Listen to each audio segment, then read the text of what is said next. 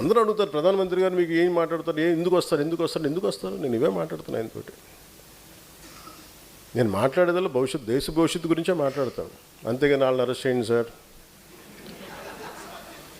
మోదీ గారు వీళ్ళని మా ఆంధ్రప్రదేశ్లో ఒక మాజీ ముఖ్య ఆయన అరెస్ట్ చేయించండి సార్,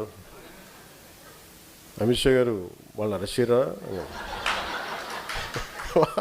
నాకు ఎంత హాస్యాస్పదంగా ఉంటుందంటే, ఎంత సిలీగా ఉంటుందంటే, వీళ్ళు ఇంత దిగజారిపోయారేంట్రా బాబు అనుకుంటా. ఆ స్థాయి వ్యక్తుల దగ్గరికి వెళ్ళి ఒక ఖగార్ ఆపరేషన్ సమర్థవంతంగా నడిపిన ఒక అమిత్ షా గారి దగ్గరికి వెళ్ళి ఆర్టికల్ 370ని తీసుకెళ్ళి భారతదేశం సంపూర్ణ విలీనం చేసిన వ్యక్తి బెంగాల్లో కూర్చోబెట్టి మాట్లాడితే, ఇది మీరు హిందువుల పార్టీ అంటే కూర్చోబెట్టి ముస్లిం సమాజం కూడా బలంగా ఓట్లేసి అంత నమ్మకం సాధించారు అక్కడ. అలాంటిది నిజంగా మనస్ఫూర్తిగా చెప్తాను అంతలో. నేను సనాతన ధర్మం అంటే చాలామంది ఏమనుకుంటారంటే కూర్చోబెట్టి వీడు మూర్ఖమైన హిందూ ముస్లిం బతికిన అట్లా ఎందుకు అనుకుంటామమ్మా? మిమ్మల్ని మీరు ఎందుకు వచ్చారు? మీరు అర్థం చేసుకున్నందుకు మిగతా వాళ్ళు అర్థం చేసుకుంటే అసలు నన్ను ఆ మాట మాట్లాడతారా హసీనా గారు? నేను ఇలాంటి కూర్చోబెట్టి మాట్లాడే వ్యక్తులతో నేనంటే వెళ్ళి సార్ ఆయన అరెస్ట్ చేయండి సార్, ఇంత దిగజారుడుగా మాట్లాడతాను. దానికి కథనాలు మళ్ళీ విశ్లేషకులు ఇప్పుడు చెప్పండి, ఇప్పుడు మనం ఏం జరిగి ఉండొచ్చు అంటారు. అది యాక్చువల్గా ఏం జరిగిందంటే అండి, ఆ రోజున ఢిల్లీలో మీకు గుర్తే ఉన్నట్టు పవన్ కళ్యాణ్ ఆ రోజున అక్కడి నుంచి హైదరాబాద్ వెళ్ళారు ఫ్లైట్లో, వారిని కలవటం జరిగింది. ఆ జరిగిన 32 నిమిషాలు 29 నిమిషాల 34 సెకండ్లలో 4 నిమిషం 32 సెకండ్లో ఇది లేవనెత్తారంట. ఆయన 6 నిమిషాల మటుకు లేదు దీన్ని ఖండించారు. ఇంత గొప్ప చెప్తారు మహాన్మా. వీళ్ళందరూ కింద కూర్చున్నాను చెప్పండి. ఓకే ఓకే ఓకే అండి. దే నేను మనోహర్ గారికి చెప్పను నేనేం మాట్లాడాను, ఆయనకేం తెలుస్తుంది. ఏం మాట్లాడతాం నిజంగా ఆ స్థాయి వ్యక్తులు ఏం మాట్లాడతాం అంటే, నేను కోర్టులు చెప్పాలండి, ఈ దేశ ప్రధాన న్యాయమూర్తులకి ఒక మాజీ ముఖ్యమంత్రి ఇన్ని కేసులు పెట్టాడు అని నేను చెప్పాలా? ఆంధ్రప్రదేశ్ హైకోర్టు న్యాయమూర్తులకి నేను చెప్పాలా? వాళ్ళకి తెలియదా? సిబిఐ కోర్టులకి నేను చెప్పాలా? వాళ్ళకి తెలియదా? ఎవరు దోషులో ఏం చేస్తున్నారో తెలియదా? ఆగమ్మ విను.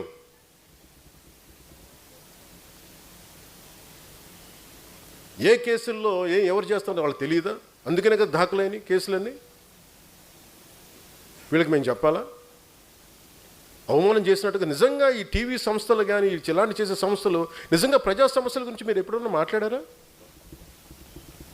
ఇంత కలుషితం అవుతుంది, దీనివల్ల ప్రజలకు ఇంత ఆరోగ్యాలు పోయినాయి, అవి మాట్లాడరు మీరు. ఎంతసేపు ఎదవ చండాలపు రంకులు బొంకులు తప్ప మీరు మాట్లాడేది. చిన్నప్పుడు మేము ఏదో మ్యాగజైన్ గుర్తులేదు నాకు, ఏదో పేపర్ తెలుగు ఆంధ్రప్రభ అని తెలియదు, దాంట్లో ఫాలాక్షన్ డైరీ అని ఒకటి ఉండేది చిన్నప్పుడు. ఎప్పుడు చూడు దాంట్లో మొత్తం చూస్తే వాడు రంగులు మాకు అనిపించింది. మేము చదువుతుంది మా అమ్మ తిట్టేది, ఇదేంటో ఈ చండాలని చందమంతో పాటు అది కూడా చదివాడు అని నాకు అనిపించేది. అట్లాగే మేము ఏదైనా చూద్దామంటే ప్రజలకి విఘ్నత కలిగించే మాటలు మాట్లాడతారా? విజ్ఞానం కలిగించే మాటలు చెప్తారు. ఎందుకంటే దానివల్ల ఓట్లు పడవు. పవన్ కళ్యాణ్ అని ఎవరిని తిడితే, పవన్ కళ్యాణ్ అని అమిత్ షా గారు కూర్చోబెట్టి ఒక కథనం కలిగితే చూస్తారు. నిజంగా మీరు వెళ్ళి కూర్చోబెట్టి ఎంత సమస్యలు ఉన్నాయి, 32,000 మంది ఆ రోజున మనకి గత ప్రభుత్వంలో వెళ్ళిపోయారు. నేను చెప్తాను, అందరూ అపహాస్యం చేశారు, నన్ను కేసులు పెట్టారు. మరి అదే హోంశాఖ కూర్చోబెట్టి పార్లమెంట్లో చెప్పింది, మరి డేటా రిలీజ్ చేసింది. ఆ రిలీజ్ చేసినప్పుడు వీటి గురించి ఎవరు మాట్లాడరు. ఈ చండాలపు రంకులు బొంకులు ఈ చండాలం తప్ప ఏ రోజున బాధ్యతగా కూర్చోబెట్టి మాట్లాడారా? ఇది దీని మీద మీరు యుద్ధం చేయాలి. ఉద్యమీలు కానీ మీరు సాధక్స్గా మీరు గట్టిగా మాట్లాడాలి. ఇటువంటి మీద ఎవరు ఏం చేస్తాం మాకెందుకు, ఎవరి వ్యక్తిగత జీవితం మీరు ఏం చేస్తా, నేను ఎప్పుడు మాట్లాడాను. మన ఎమ్మెల్యేస్ కూడా ఇదే చెప్పారు, మేము నలిగి ఇక్కడ దాకా వస్తే మీ పర్సనల్ కాంటాక్ట్ తోటి మీరు దిగజార్చగానే చేసించాలని అభ్యర్థించాను అందరూ. 14 సంవత్సరాలు మా వాళ్ళు రోడ్ల మీద పడి నలిగి కేసులు పెట్టించుకుని వస్తే మీరు తక్కువని ఎమ్మెల్యేలు అయిపోయి మీరు కూర్చొని దిగజార్చకండి. ఇంకా చాలా మీరు కూర్చోబెట్టి మీరు ఇద్దరికి నమస్కారం పెడతానని చెప్పాను ఇద్దరికి.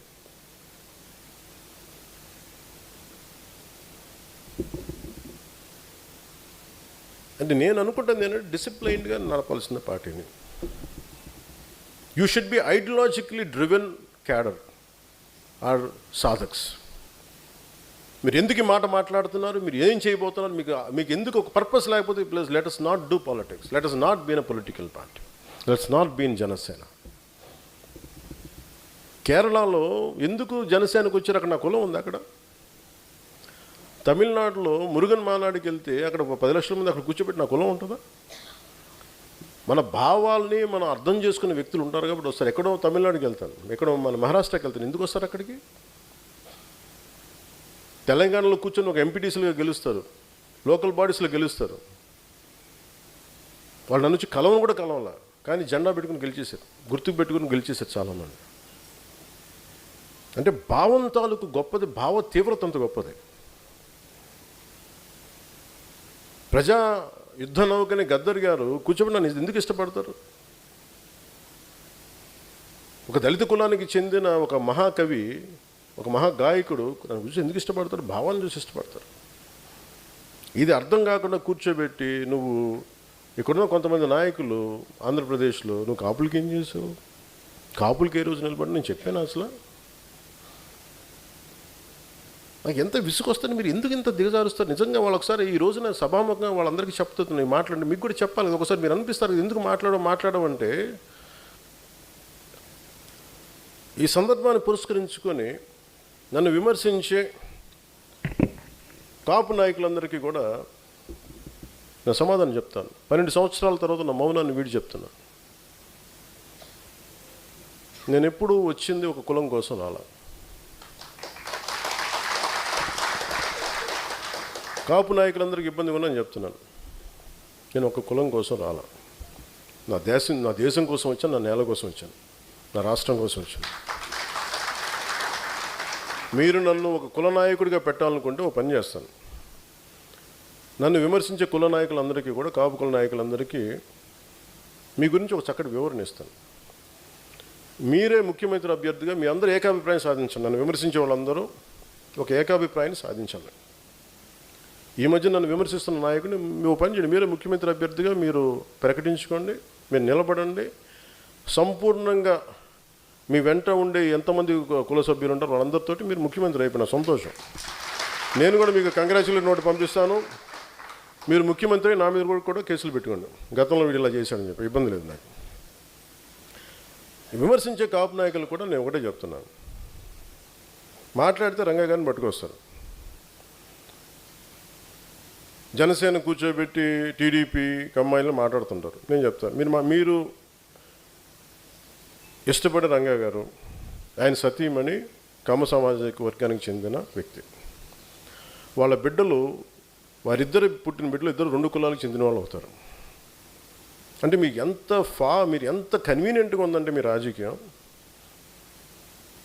అది చూడరు. ఆయన బతికున్నప్పుడేమో వైసీపీలో ఉన్న నాయకులందరూ కానీ ఇక్కడున్న నాయకులందరూ కూడా ఆయన బతికున్నప్పుడు ఒక్కళ్ళు మాట్లాడాలి ఆయన గురించి. చనిపోగానే ఈరోజు అందరికీ కోపాలు వచ్చేసింది. ఎందుకంటే మరి ఏం కూర్చోబెట్టి నా మీద పడ్డారు. నేను ఎప్పుడు కులం ప్రస్తావన తీసుకుని నేను ఎప్పుడు రాలేదు. చిన్నప్పుడు ఒక్కొక్కసారి ఒకసారి నేను చీరాల్లో పెరుగుతున్నాడు అడిగాను, మా అమ్మని అడిగా, అమ్మ మనం ఏమిట్లని అడిగాను, ఎందుకు ఇలా చండాలు ప్రశ్న చేసాను మా అమ్మ. దేనికంటే స్కూల్లో మా ఫ్రెండ్ వాళ్ళ ఇంటికి క్లాస్ ఇంటికి వెళ్తే వాళ్ళ అమ్మ అడిగింది మీరు ఏమిట్లా అంటే, నువ్వు నోరు మూసుకుని నీకు ఇలాంటి అడగను. ఎందుకంటే మా ఇంట్లో మాకు తెలియదు. మా father being a socialist, it's always about society. మానవత్వాన్ని చూసాం కానీ కులం అనేది ఒక సోషల్ ఫ్యాక్ట్. మనం పుడతాం దాంట్లో ముందుకు, అంతేగాని దాంట్లో కూరుకుపోం కదా. దాన్ని అర్థం చేసుకుంటాం, గౌరవిస్తాం. కానీ కూర్చోబెట్టి పదే మాట్లాడడానికి విసుగు వచ్చేసింది నాకు కూడా. ఇంకెంతకాలం మాట్లాడతారా మీరు? ఎంతకాలం మాట్లాడతారు ఒక్కొక్కళ్ళు? మీ గురించి చిట్టా విప్పనా? ఒక్కొక్కడి గురించి చెప్పాలా? ఒక్కొక్కడి గురించి తట్టుకోగలరా నేను మాట్లాడితే నోరు విప్పితే? ఇష్టానికి మాట్లాడతారు ఒక్కొక్కళ్ళు. మనోహర్ గారు కూడా రాకూడదు అంటారు, ఆయన కమ్మంటారు. ఎన్నికైన ఎమ్మెల్యేలు అందరూ ఎవరయ్యా? కాపులు లేరా దాంట్లో? నా పక్కన లింగంనేని రమేష్ గారు ఉంటే ఆయన కమ్మంటారు. ఎక్కడో తెలంగాణను పెట్టుకున్న వ్యక్తిని చూసుకుని ఆయన కమ్మంటారు. ఇంకెవరు ఉండకూడదు. ఇప్పుడు హసీనా కూర్చోబెట్టి కాపులు అండి, ఏం తెలియ. Thank you ma'am. నేను చెప్తున్నా అంటే నేను చెప్పేది, అరే దాటి మాట్లాడదాం, కులాలు మతాలు దాటి వెళ్దాం, ఒకే అర్థం చేసుకుంటాం, మాట్లాడతాం, ప్రతి సమస్యను మాట్లాడతాం అంటే కూర్చోబెట్టి ఇంకా తగ్గి తగ్గి తగ్గి నాకు విసుగు వచ్చేస్తుంది. ఇంకా నాకు ఓట్లు ఉంటే ఉంటాయి, పోతే పోతాయి. కానీ ఇలాంటి పనికిమాలిన విశ్లేషణలు, పనికిమాలిన ఈ విమర్శలు పెట్టుకుంటే మటుకు చాలా బలంగా సమాధానం ఇస్తాను. ఇది ఫస్ట్ టైము, భవిష్యత్తు అందరి చేత ఇప్పిస్తాను, గుర్తుపెట్టుకోండి. మీ నోళ్ళు మూతపడే వరకు, ఇంకొకసారి నా గురించి మాట్లాడాలంటే మీ నోళ్ళు మూతపడే వరకు అందరి చేత మాట్లాడిస్తాను, గుర్తుపెట్టుకోండి. ఇంకా సభ్యత సంస్కారం కాదు అని చెప్పి నేను మాట్లాడలే. ఇంకా మీరు స్థాయి దాటేశారు. మీరు ఎవడన్నా సరే మీరు మీ వాదనే చెప్తాను, మీ కుల వాదనే చెప్తాను కాపు నాయకులందరికీ. మిగతా కులాల్లో చూసారా ఎక్కడన్నా? జగన్ గారి సామాజిక వర్గంలో చూసారా వాళ్ళ కులం నుంచి కూర్చున్న నాయకులు మాట్లాడారు ఎప్పుడన్నా? నువ్వు ఓడిపోతే నీ పేర్లు మార్చుకుంటాను ఎవరన్నా మాట్లాడారు అట్లా? ఎవరు మాట్లాడారు అట్లా? మాట్లాడరు. చంద్రబాబు గారి గురించి మాట్లాడారు, నువ్వేం చేసావు కమ్మవారికి అని మాట్లాడతారా? మాట్లాడరు. మీరు మాట్లాడతారు. అసలు మీరు ఒకసారి లోపల ఆలోచిస్తారా? ఈరోజు మీ అందరికీ చెప్తా ఉన్నా, నా చుట్టుపక్కల చాలామంది నాయకులు ఉండేవాళ్ళు. కానీ నేను ఇప్పుడు ఉదాహరణకి ఈయనే ఉన్నారు, ఆర్ఎంఆర్ గారు ఉండేవాళ్ళు, జేడీ గారు ఉండేవాళ్ళు. ఎక్కడికి వెళ్ళినా, రాజమండ్రి ఎక్కడికి వెళ్ళినా, ఈస్ట్ గోదావరి ఎక్కడికి వెళ్ళినా జేడీ గారిని పార్టీలో చేర్చుకోవాలని, జేడీ గారిని పార్టీలో చేర్చుకోవాలంటారు. వచ్చారు, మెంబర్షిప్ పెట్టాం, వైజాగ్ పార్లమెంట్ ఇచ్చాం, ఓడిపోయాం. అతను సినిమాలోకి వెళ్ళిపోయి నేను వెళ్ళిపోతాన్నారు. మాతో పాటు తోట చంద్రశేఖర్ గారు ఉండేవాళ్ళు, ఆయన బీఆర్ఎస్కి వెళ్ళిపోయారు. ఇప్పుడు మీరందరూ 3,000 మంది, ఇన్ని వేల మందికి పదవులు వచ్చినాయి. ఎందుకు వస్తాయి? మీరు నిలబడ్డారు కాబట్టి పదవులు వస్తాయి. వాళ్ళు ఉండంటే వాళ్ళందరూ రాజ్యసభ సభ్యులు అయిపోయాలేమో నాకేం తెలుసు,